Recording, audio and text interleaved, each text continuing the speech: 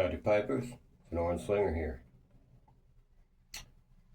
And again, I've got that rough tone full of that beautiful cobblestone hiking burley flake, which I'm running dangerously low on.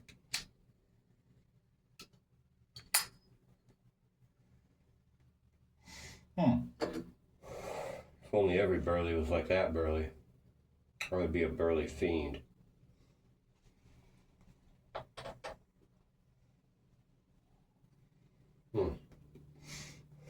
Good morning from Sonora.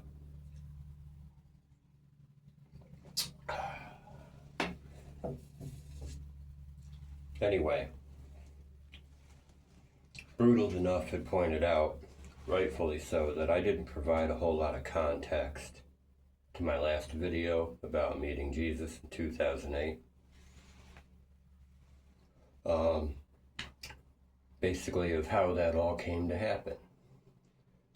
Well, I don't know precisely how higher powers work, so I can only tell you my side of that. So the way this came to be for me, basically, at the time, I was walking through Poco, West Virginia. It's outside of Charleston, the city, but well outside of it. It's very rural. I don't know if you know anything about West Virginia, and Poco's no exception to that matter. It's a very mountainous, wooded place. Very, very wooded. Like, it's a kind of wild place. Very, very beautiful. If you're into nature, that's a wonderful place. Wild and wonderful, as WV is.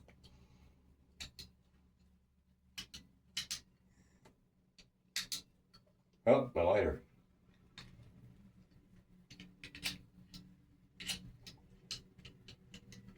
I might need a new flint. Stand by. And I'm back. Alright.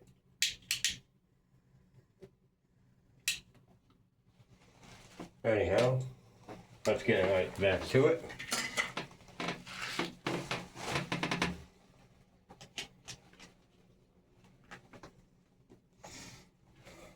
So I'm walking through Poco, West Virginia, a very wooded place, and I'm hitchhiking and train hopping across the country, right?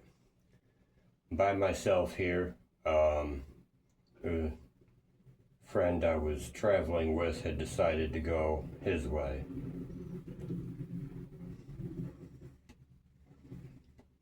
Just so happens to be my birthday. And I'm passing through this little place, there's like a trailer park, and then some kind of, I don't know, maybe some kind of business. It looked like, just a small building with stacks of pallets behind it, and then like, kind of like a park, like a children's playing park. But it's all backed up to woods. There's not a lot there, but, so, everything's basically backed up to woods there. So, it's late at night, maybe 11:30, midnight-ish, something like that. And, I'm not tired, but I know if I'm walking around out here, someone might take issue with it. As they do when they see displaced people.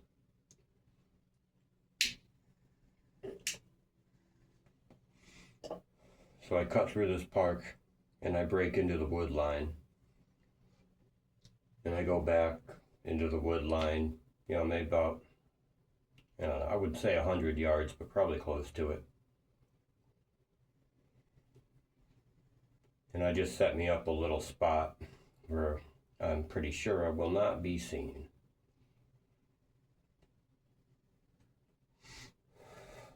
Had me a little bite to eat, set up my arrangement, and kind of just sat in meditation. It was a beautiful, beautiful place.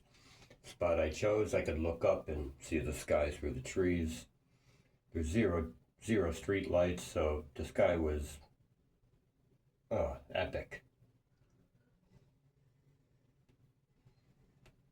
And I sat in meditation there. Something I was prone to doing a lot more in those days. And it wasn't like sitting in meditation so many other times, where I would basically be sitting there and kind of just focusing on my breathing, right? For however long. It was an almost instantaneous change from where I was then and there to basically out of body. And that's when he came. To me, it was like standing in front of myself, seeing myself and noticing him approaching in the distance. And as he drew close enough for me to perceive him, he was phasing in and out of different people, and they were all people I have known. It was really weird. And as he's phasing in and out of basically every person I had ever known at that time, when he gets, basically within an arm's reach of me, he freezes on the stereotypical image of Jesus. And I don't think he had to do that, because it seemed to me that I knew exactly who he was, and he knew exactly who I was when I noticed him coming. It was just like an instant, oh, hey. It didn't feel weird. It felt familiar. It felt very familiar, like that's a direct family member or a good friend or something like that, Like you're totally not surprised by it. Hey, Rabbit. Bunny Rabbit over there. So this wasn't the sting that just knocked my socks off. It seemed totally normal. And that's where that whole conversation took place that he and I had. But I just, I'm going to release more of this in parts so that I'm not putting out like an hour-long video. But basically from there, he had said, and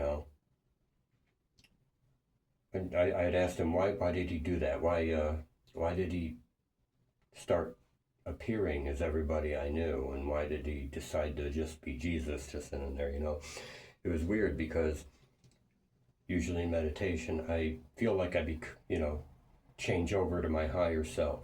You probably heard that phrase before, higher self. You all have it too. Everybody has that. But in that instance, I didn't do that. I totally stayed me here, physical me, and with all my flaws and quirks, right? But he basically, asked me, well, what would you rather me be? I said, well, just be Jesus. And he changed into another form, and what I, in that moment, understood to be purely Jesus. And that's basically, I don't know, it's really hard to describe. I'll try to get around to doing it, but I don't think I can. It's different. So that's basically how that all came to be. This is part 2, context from the first video of how and that all came to happen. All right. And like I said, it's like the opposite of a waking dream. Instead of waking up from the dream and the dream fades and you never see the imagery of that dream again, this is all still, slowly, bit by bit, over time, coming back to me in weird little aha moments. So I'll try to get back to you more on that soon, but that's basically the context of how it happened. All right. Hope that helps put context to how it happened, and I'm going to let you go now because I'm already at 10 minutes. My babbling face. I'm going to enjoy more Burley Flake. I'll be easy out there.